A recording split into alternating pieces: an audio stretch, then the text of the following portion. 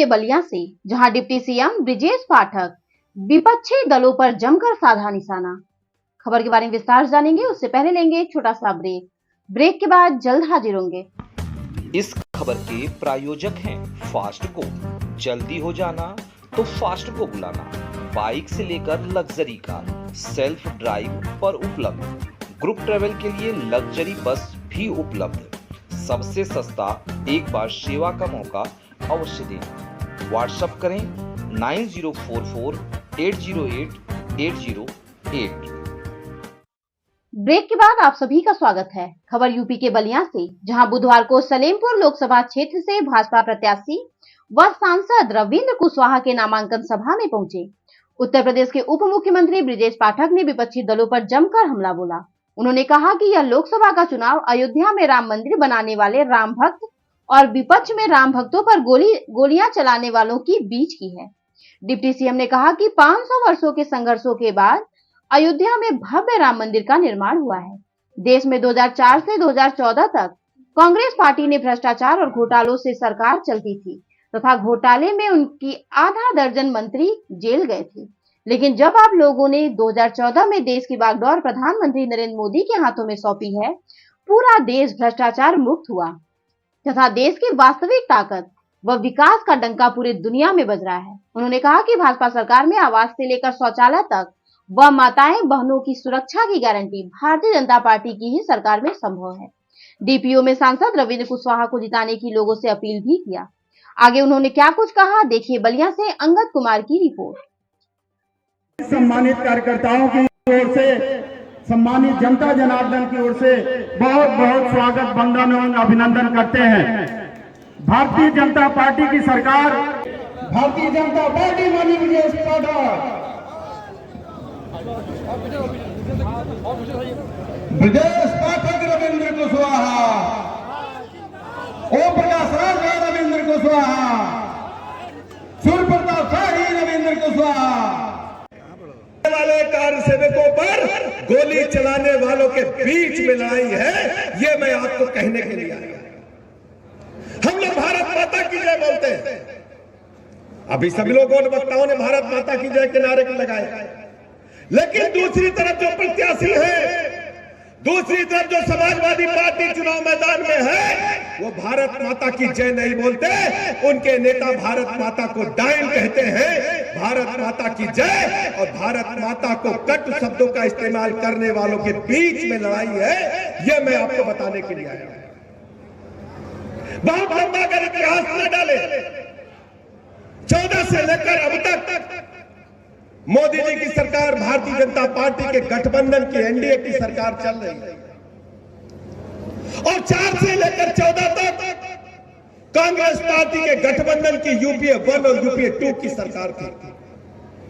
अगर बहुत लंबा इतिहास न देखे तो कांग्रेस पार्टी ने 4 से लेकर 14 तक देश के अंदर भ्रष्टाचार के सारे पैमाने तोड़ने का काम किया था। कांग्रेस की सरकार थी और कांग्रेस के ही ढेर सारे मंत्री जेल खाने की हवा खा रहे थे भ्रष्टाचार में। नया मोबाइल आया था, 2G स्पेक्ट्रम घोटाला हुआ था तो उनके संचार मंत्री जेल खाने चले गए थे और सरकार उन्हीं की थी, जेल की हवा खा रहे थे। कोयला घोटाला हुआ था तो उनके मंत्री जेल खाने के अंदर ठूस दिए गए थे, सरकार उन्हीं की थी। सेना के बने भवनों में घोटाला हुआ और हद तो तब हो गई जब कॉमनवेल्थ देशों के खिलाड़ी दिल्ली में इकट्ठा हुए, कॉमनवेल्थ के खेल हो रहे थे, खेलों में भी घोटाला हो गया तो उनके खेल मंत्री जेल के सीटों के पीछे चले गए थे। कांग्रेस पार्टी 4 से 14 तक भ्रष्टाचार के दलदल में डूबी हुई पार्टी थी। पूरी दुनिया में भारत माता की छवि खराब हो रही थी। उस समय भारत के लोगों ने, उत्तर प्रदेश के लोगों ने माननीय प्रधानमंत्री नरेंद्र मोदी जी के हाथों में 14 में बागडोर सौंपने का काम किया था। मोदी जी के सामने 2 चुनौतियां बनी थी। एक तो दुनिया के पैमाने पर भारत की वास्तविक ताकत को रखना था। लोकप्रिय प्रत्याशी आदरणीय रविंद्र कुशवाहा जी प्रचंड बहुमत के साथ जीत रहे हैं। सभी जाति धर्म संप्रदाय के लोग एकजुट होकर के उन्हें अपना आशीर्वाद दे रहे हैं। माननीय मोदी जी की जो गरीब कल्याण योजनाएं हैं उनको जन जन तक पहुंचाने में हमारी सरकार सफल हुई है। लोगों का भरोसा भारतीय जनता पार्टी के प्रति लगातार बढ़ रहा है और विपक्ष के पास कोई मुद्दा नहीं है। समाजवादी पार्टी पूरी तरह से डिरेल्ड है, कंफ्यूज्ड है। जिस ढंग से समाजवादी पार्टी के लोगों ने भगवान राम के अस्तित्व को मानने से इनकार कर दिया। उन्होंने कहा अयोध्या में जब राम का मंदिर बना है वो बेकार है, पाखंडियों का जगह है। मैं इस बयान की बहुत भर्त्सना करता हूं और आने वाले दिनों में समाजवादी पार्टी को इसका खामियाजा भुगतना पड़ेगा। बयान दिया है मायावती ने आकाश आनंद को सैम पित्रोदा ने जो बयान दिया है, देखिए कांग्रेस की मानसिकता झलकती है। जो कांग्रेस ने अपने मैनिफेस्टो में कहा है कि हम संपत्ति की स्क्रीनिंग करेंगे, आपके यहाँ जो गहने हैं उनकी स्क्रीनिंग करेंगे, उसके तत्काल बाद दूसरे दिन ही उन्होंने अपना बयान जारी करके कहा कि अमेरिका के तरह विरासत टैक्स भारत में भी लगना चाहिए। 50% आपकी पैतृक संपत्ति जो हमारे पूर्वजों की बाप दादे की संपत्ति है उस पर नजर कांग्रेस गड़ाए है। कांग्रेस को इसका खामियाजा भुगतना पड़ेगा और कांग्रेस के और भी दुर्दिन आने वाले हैं। उत्तर प्रदेश में 0 सीट कांग्रेस को मिलेगी।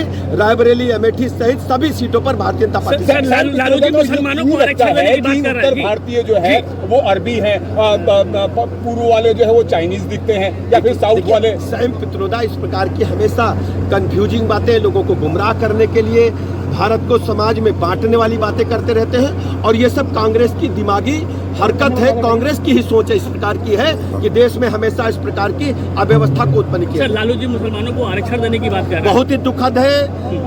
आप जानते हैं कि वो सब तुष्टीकरण की राजनीति करते हैं। भारतीय जनता पार्टी सर्व समाज को साथ लेकर। सर, एक सबसे बड़ा सवाल है कि कांग्रेस ने जिस तरह से राहुल गांधी पूरे चुनाव से पहले अडानी के खिलाफ लगातार बयानबाजी करते रहे, लेकिन चुनाव के समय में वो राहुल गांधी हो, प्रियंका गांधी हो या कांग्रेस के कोई नेता हो, अडानी के ये फ्रस्ट्रेशन में है।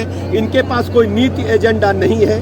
पिछले 60-70 साल जो इन्होंने देश में शासन किया है, भ्रष्टाचार के दलदल में डूबे हुए लोगों का समूह है और केवल अपने बेटा बेटी को सेट करने में विपक्षी पार्टियां लगी हैं, जबकि भारतीय जनता पार्टी सर्व समाज की पार्टी है। अडानी के खिलाफ चुनाव में नहीं